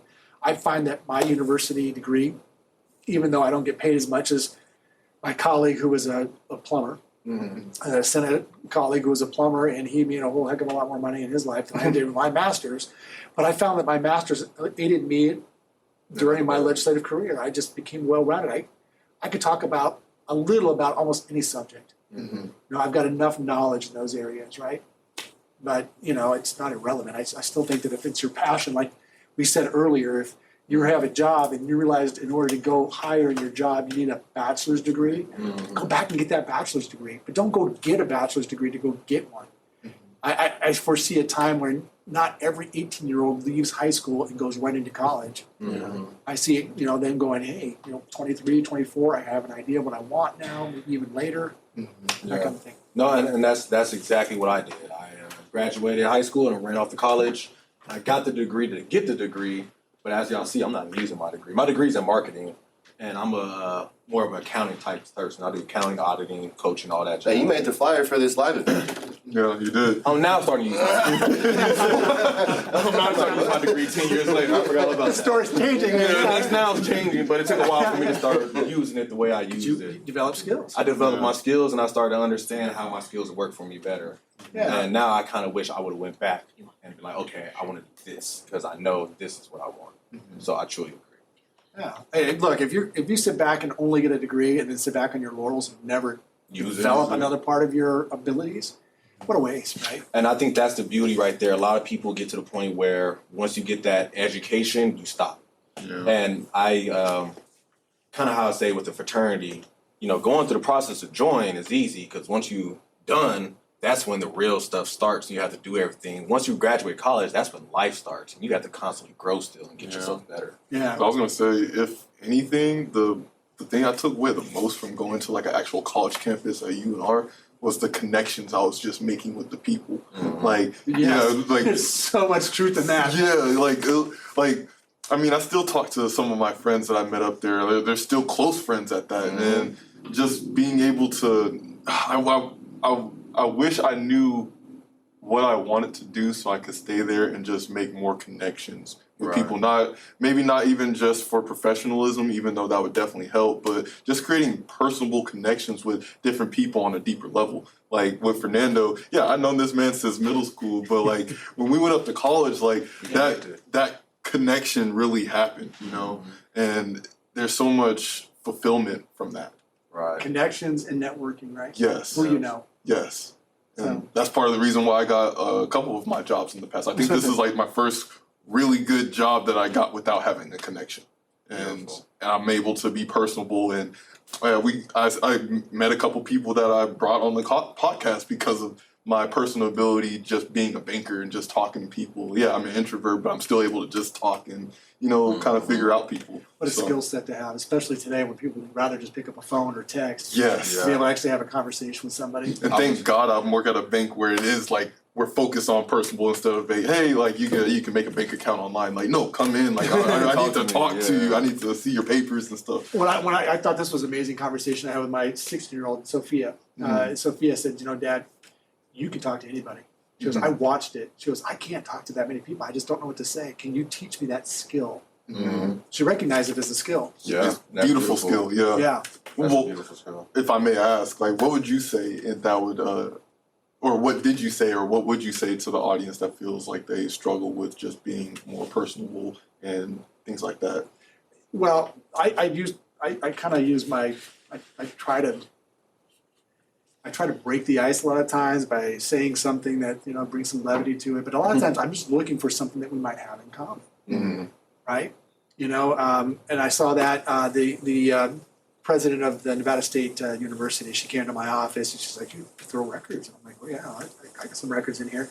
And she goes, well, who's your favorite? I said, Aretha Franklin. And she's like, oh.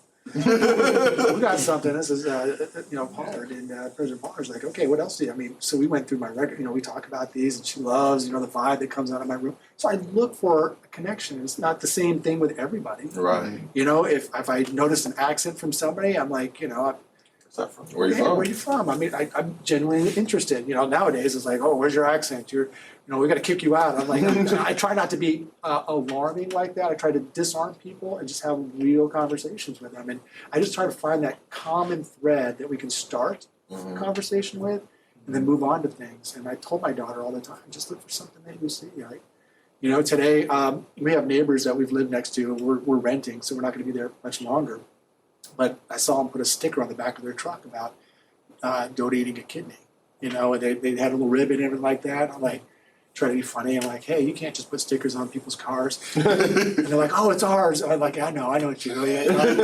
I know you guys. I see you all the time. I've never had a conversation. So I actually had a conversation. He had just donated a kidney 3 months ago. Oh, wow. She was a donor. And so that's one of their passions. And so I started talking about things that I know about that world, right? Because I know a doctor in town who's part of the Nevada, you know, the donor network and other things. So I have a conversation with them and kind of get to know them. Beautiful. Yeah. Beautiful. Yeah. So I know we actually run low on time here. So I know we have another question from the Instagram Live, and then we're going to go into our end game after this last question. I hope it's an easy one, like, you know, walks on the beach. Do you like those? No, it's not that easy. Look at it. Wait, no. By the way, those last two questions were by your guys' sister, Tiara. Oh, really? Tiara. Yeah, Oh, Magic's in the air. Is she the one is she the one waiting for her results? Oh, no. No. Those are her Her daughters. kids. Yeah. Oh, okay. No, Nia Mariah. Nia, I hope you're paying attention. Okay, cool. So this last question is from Afro Latina, and I'll kind of like summarize Oh, it Miss for Lydia. Miss Lydia. Okay, Miss Lydia. Cool. So Miss Lydia, she's talking about Democrat, or the way I translate it is Democrats getting a bad rep, and basically, what advice would you give for people who are Democrats that are like losing faith in their party? I know you were Republican, so I don't know if there's a bias or anything, but just what you would think about party switching, or how would you like even go about it or look at it? You know, how would you comment on that? So one of the things I always like to talk about is, Washington, when he left office, he actually cautioned people and said, be aware, be cautious of party. Because, we get too wrapped up in the message of the party and not the individual. Yeah. My best friend in the legislature before I left was a Democrat. She and I, you talk about how you approach somebody, how do you start a conversation. She sat next to me in 2021. I was in my seat on the floor of the Senate, and her seat was next to me. And she leaned over and she said, "I hear you like baseball."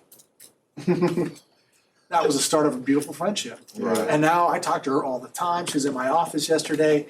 I care more about the individual. I really want people to ask more questions of their representatives. Find out what they believe in, right? Find out if they're good people. I'd rather have a whole bunch of good people up there and be independents, Right.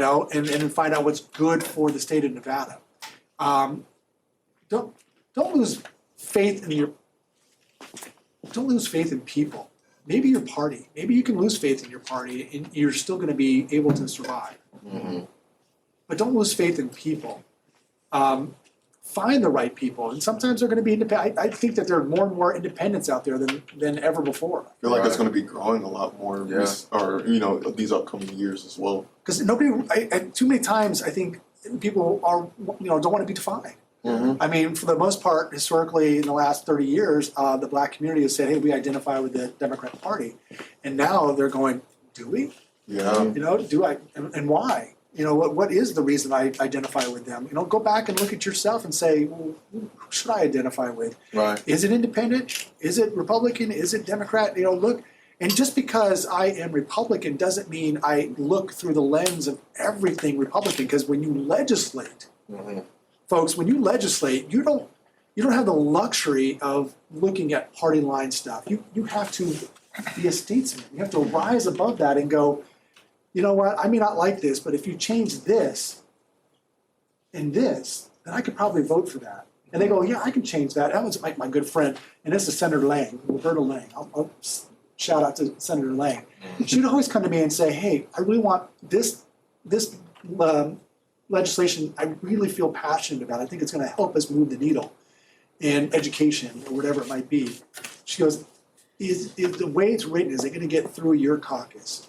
And I'd say, no, it's, this right here is problematic for them. She goes, oh, but that, I can change the language. What can we change it to? Or I can get rid of that part. I mean, she was a pragmatist, right? Right. Yeah. And so don't lose faith necessarily in people, I hope. I hope that if you do lose faith in people, vote for somebody else, regardless of party. Right. And find that person that represents who you are. Right. Like I said, that when Yvette Williams would endorse me all the time, people are like, it's like, he's a Republican. How are you doing this?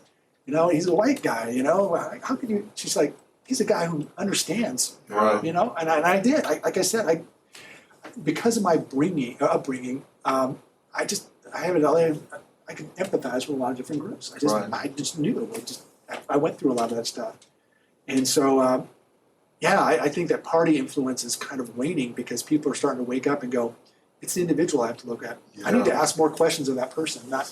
I was going to say, I feel like a lot of people would just, not only with like politics, but just in life too, we get so wrapped up in this label, and then we knowingly or unknowingly kind of put ourselves in a box and these boundaries. And it's like, we're not just limited to that. We're so much more on the inside, and we have different views, and we can, agree on some things even though our label is different. I mean, and then my mindset is always the idea of all the things that are grandfather onto you. Yeah. You know what I'm saying? Like you said, me being born a black male, when you go vote, you vote Democrat. That's it. Don't even think about who the Republican is. You just do that. And it's like, I need to start thinking for myself. It's kind of like the, I always find it funny. It's like the kid that he likes the Lakers. You'd be like, why are you a Laker fan? 'Cause my dad's a Laker fan. My grandfather's a Laker fan. His great fan. And we're just Laker fans in this family. But you don't like nobody on the team that plays for them, but you're going to stick with this team because you have to. You feel you have to, And I feel like that's probably a similar way with Democrats, I guess, right? Or democracy, I'm guessing. But having said that, now I feel like I have to disclose that my kids are all like Yankee fans because my daughter Olivia, her first full sentence, with a verb and a subject was "Let's go Yankees." Oh wow! So yeah, So I was vice versa. My dad was he was a 49er fan. Yeah. And, he was a Lakers fan, so I went to Boston Celtics. I was straight opposite. I went straight opposite. I'm like, who's making you more mad?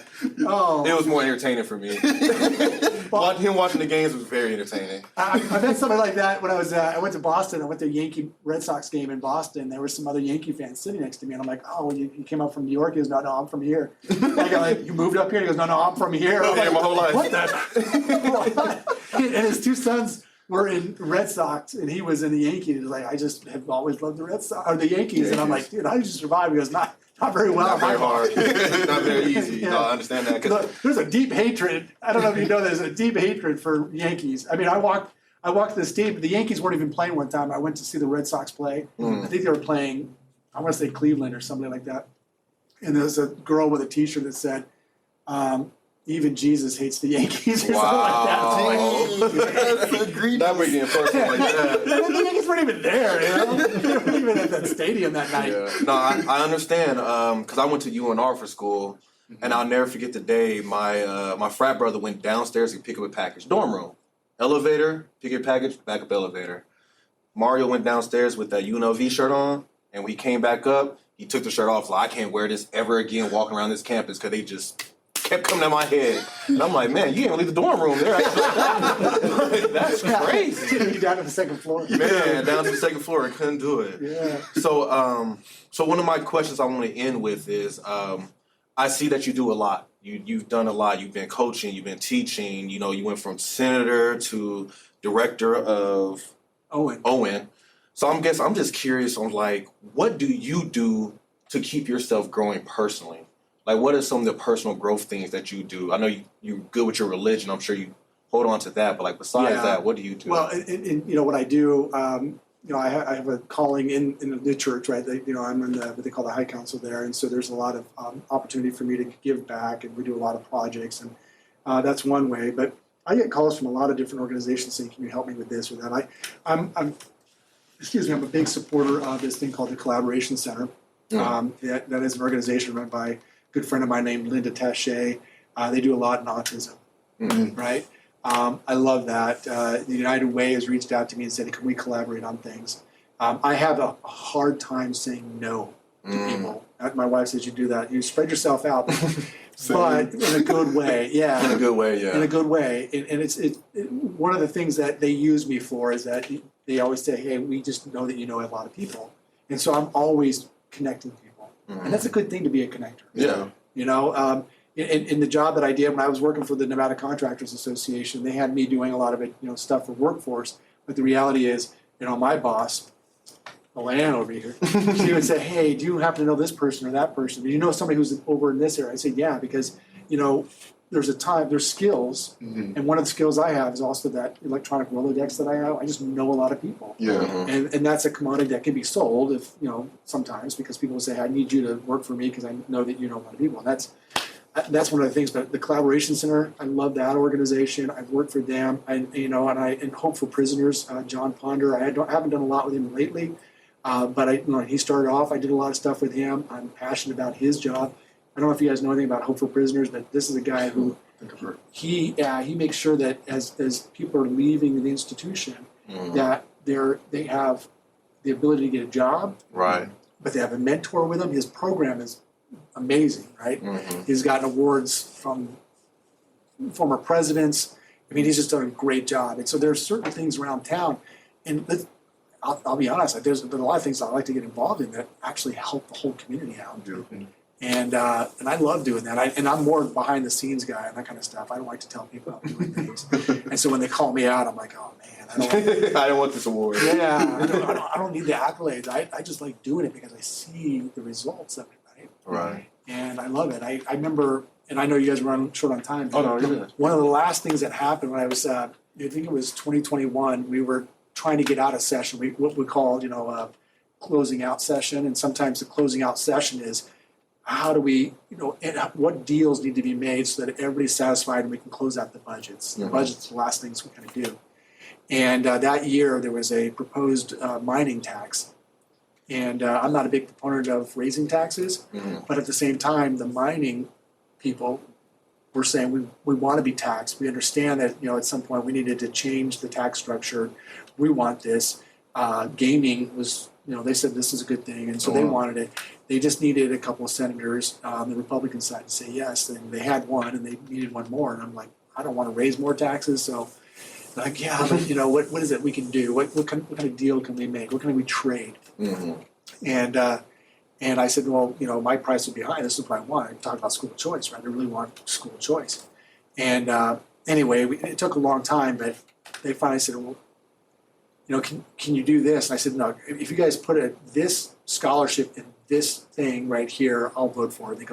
They came back a day later and said, if we do that, we get your vote, but we lose 2 votes on the other side. And I said, oh, that's a you thing. That's not me. She's like, oh, come on, Senator. And I'm like, that was because I was dealing with the chief of staff back then. And she's like, come on, Senator. And I said, look, you put 2 people in a room that I know. One of them was actually the treasurer, Zach Conine. I said, you put him in the room because he's really a smart guy. He's not a guy in my own party, but I know that he's a smart guy, and I know he knows how to get things done when it comes to the financing. And then I said, put another good friend of mine, Don Soifer, who runs this thing, the micro schools academy. He does a lot of micro schooling nationwide, national micro schooling, and he knows a lot about school policy. I said, you put those 2 together, and they'll come up with a program that fits. My main concern was that during COVID, a lot of kids with learning disabilities really suffered. I mean, all kids suffered. Yes. Right? Everybody suffered across the board, but especially those kids who need to be in front of a teacher. Hands-on. Extra assistance, They do. They need that, right? That's the way they learn. They suffered a lot. And I said, I really want to do a program where their families are going to get money and then have the flexibility to use that money in certain ways. And they came up with a program. They gave it to me, and I tweaked it a little bit, and then I said, that's it. And I said, all right, I'll vote for that if you guys put money into that program. They did. And about 2 years later, I was going around. I was visiting a couple of micro schools, and this one lady who's running the micro school said, this student and this student came because they got this thing called the TOTS program. And that's the program that we started as TOTS. Yeah. And they said that's why they're here to the school, and their learning has increased threefold. And they're talking about it, and I just had that moment where, it was a moment when I thought, okay, that's the result of me. And I remember I had prayed, because I knew things were going to happen at the end. I had prayed that I would do the right thing. I'd been praying for days, making sure I was going to be used the right way, and I was listening and making the right decision when I needed to make the right decision. I mean, those are, how sometimes you have a prayer in your heart at all times, and it just kept saying to me, this is it right here. And so when people would come up, and 5 years later, someone came up and said, hey, there's this TOTS program. This is what it does. Do you have anything to do with that? Because they know my background. I'm like, yeah. I'm like, yeah. It has your fingerprints all over. It's wonderful. Beautiful. It's wonderful. And so that's one of the things that You keep giving. I keep giving. You keep giving in all aspects. Yeah. I love that. If you put yourself out there, people will use you in the right way, and you find out who you are. Right. Talk about that, right? That's beautiful. That's beautiful, Senator. Thank you so much for that. Yeah. I love it. So, being on the Just Keep Swimming podcast, I always like to end with 2 questions for every guest that we have. So my first question is, where are you still swimming to when it comes to your career, life, family, all these roles you play? Like, where are you still swimming to when it comes to that aspect of life? Well, I'll tell you, family. I don't know if you don't have kids yet, or do you have kids? I don't. No. Okay, no kids. Once you're a father, you're always a father, right? And so I've got a 24-year-old son, and I'm still thinking about him every day, still worried about him every day. I mean, my goal is to make sure I put humans out there that are good people. Right? Beautiful. That's the thing. You want to put people who are not going to be, they're not going to drain the system. They're going to add to the system. They're going to add to the community. They're going to be an asset to the community. They're going to be nice to people. And I want that. I really hope for that. Career-wise, I love what I'm doing right now, and I might be used in another way. I might run for office again. I don't know. I spent the better part of 13 years giving back to the community, which I not begrudging that. I loved it. But at some point, those are some of the highest earning years of my life, and I didn't earn a lot. And so I got to go out there and make some money so that my wife and I, are taken care of in our retirement at some point. Right. I figure I'll be probably working in my 70s, but that's only because I really like what I do. Right. Yeah. And you make an impact still, Yeah. so Yeah. you're still impacting people. I mean, So that's still fulfilling more than anything. Right? Yeah. So, it's just that 70 is around the corner for me. It's not that far. You know. Sorry about that. I think how close it was. I've been working in my 70s, but you know, and so I'm always looking for opportunities. I love what I do, like I said, and if somebody says, "Hey, can you come work here?" and I look at the value of working at that position. Well, I love it when someone says, I like to say, "Hey, I do a lot of other things besides this. If I work for you, can I still do these other things? Can I help these other people?" Because in a lot of ways, helping those other people are going to help me do the job for you better. Exactly. So I got that with the Nevada Contractors Association when I came here. I said, "Look, I still work with a lot of schools. Can I still do that?" And they said, "Absolutely, you can still work with your nonprofit as well," which I did. Beautiful. And I still work, rising tides, they lift all the boats, man. And that's what you got to do. You got to think more universally. Beautiful, beautiful. I love that.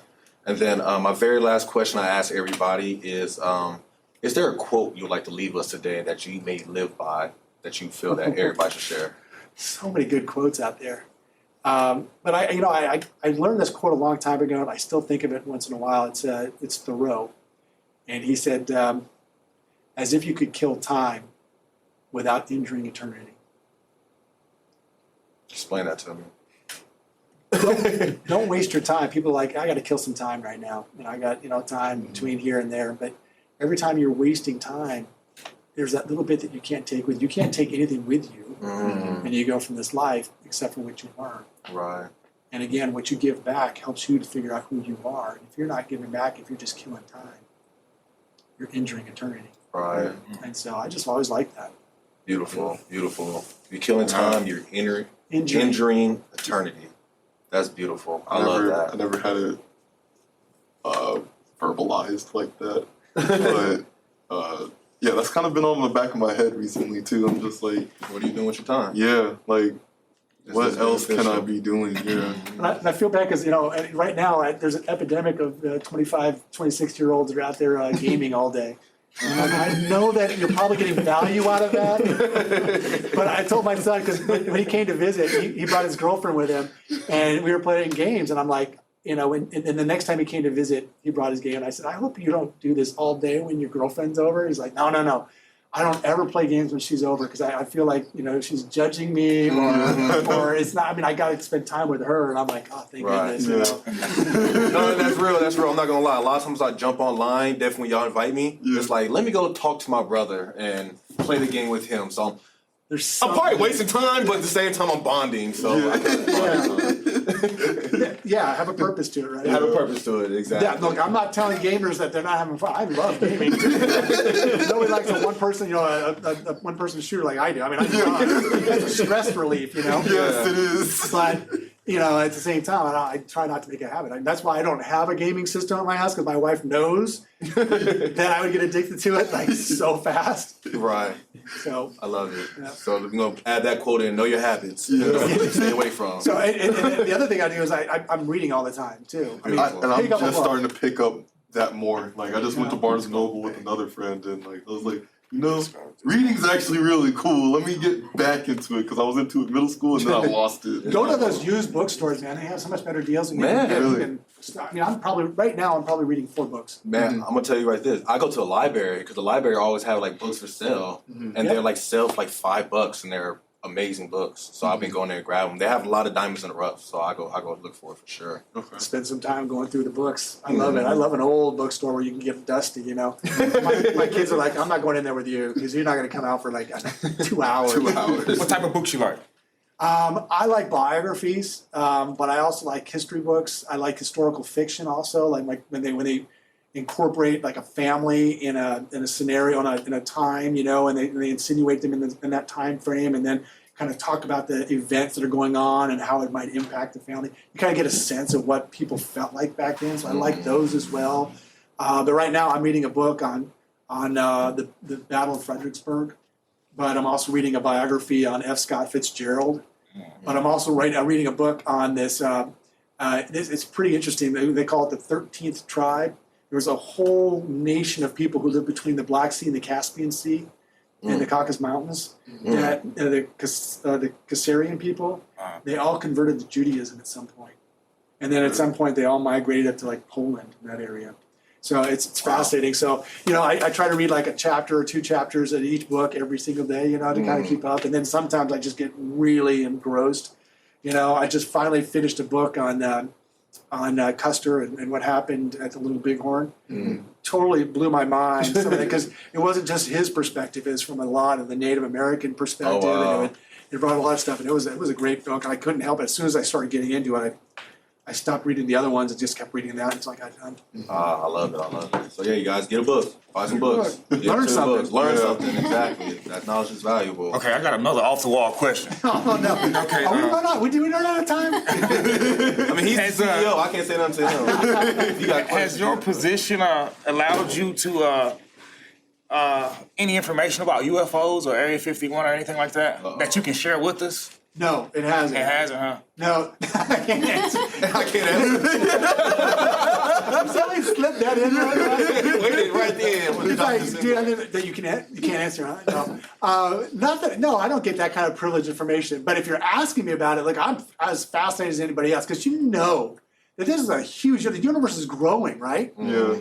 And there's got to be something out there. Look, Heavenly Father, the Heavenly Father I believe in, He created worlds without number, right? They're out there. Maybe there's a reason we haven't been able to communicate with them. I'm fascinated just like anybody else. And I remember I went through a period where I read a whole bunch of books, learned about what they call flap zones, right? Where, extraordinary activity happens in certain areas, like Bermuda Triangle is a flap zone. Just little things like that, just strange things happen. I love that kind of stuff. Me too. I can read for hours on that kind of I'm stuff. loving this. Well, did you remember that program that was on? I think I shared this with Ann a couple days ago. There was a program. There's a guy that used to broadcast out of Pahrump. He would do it like at 1 o'clock in the morning, and from an undisclosed area. George Knapp.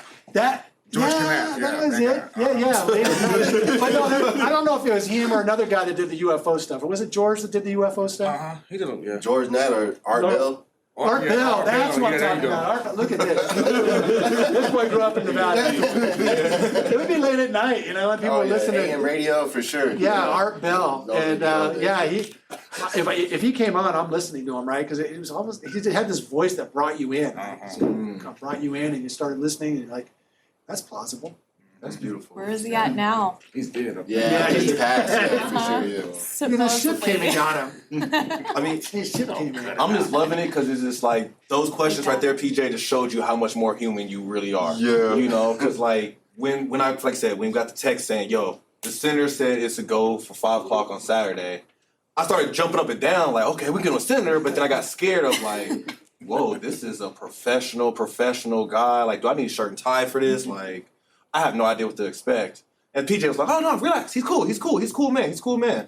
But at the same time, like you said, that title you carry is like powerful. I get that. You know. There's a juxtaposition right there, right? There's that, in one hand, I know that I have to be professional, and I do. And I take things seriously when I have to, but with a grain of salt, right? Because I don't take myself serious all the time. Right. And I know a lot of people, before I get there, and when I started working at the Nevada Contractors Association, all of a sudden, and the same thing, it happened when I became a vice principal at a school. Before I came in, everybody heard that I got hired, everybody heard that I was going to come in, and there were people who were like, oh my gosh, they were so afraid of me.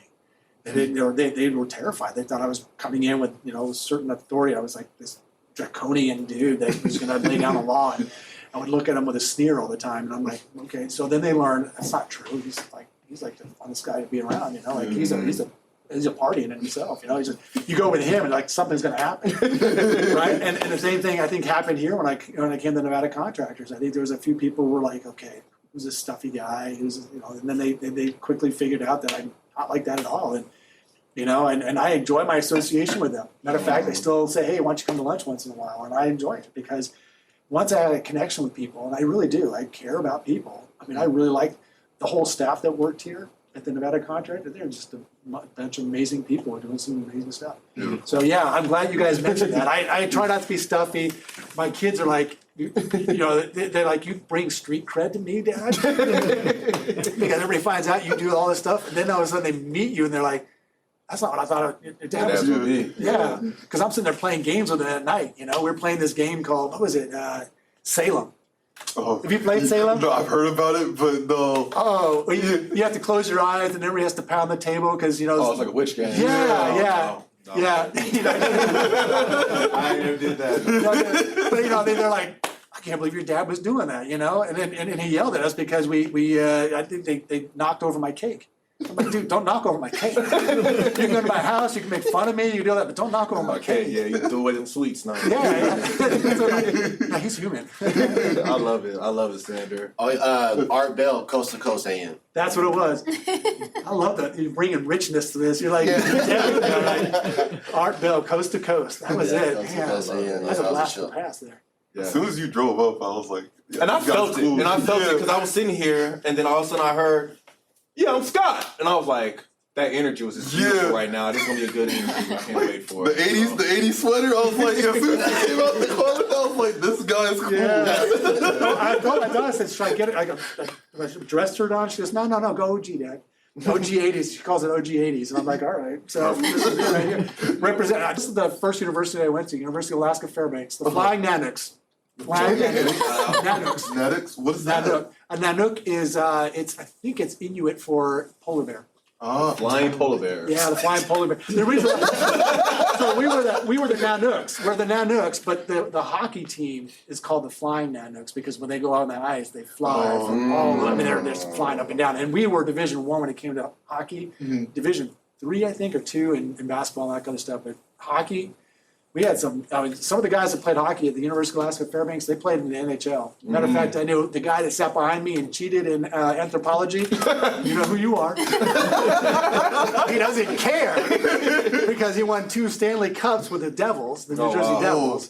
But yeah, he was sitting behind me. I'm like, dude, next time get somebody who's going to get straight A's in anthropology because that wasn't me. You know, and a lot of other subject matter, yeah, but not anthropology. I got like a B-, I think. Love it. Yeah. So, cool, Mr. And I just want to say thank you so much, Mr. Scott, for joining us today. I appreciate all the questions.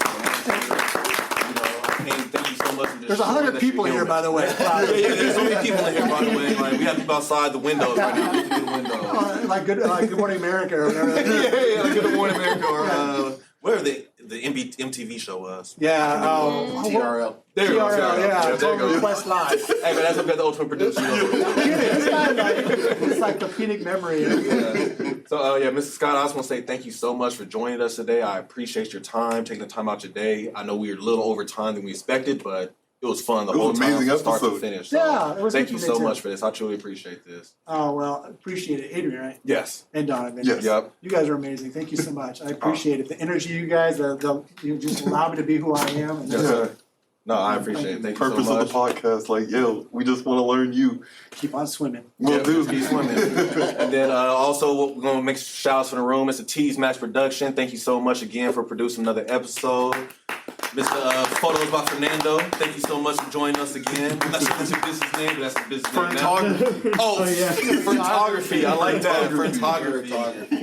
And of course, shout out to our CEO and the First Lady. We appreciate y'all so much for being here. The First Lady. I love it. I am armed with new information. Yes. Everybody out there listening today, thank you guys so much for tuning in. We truly appreciate you guys.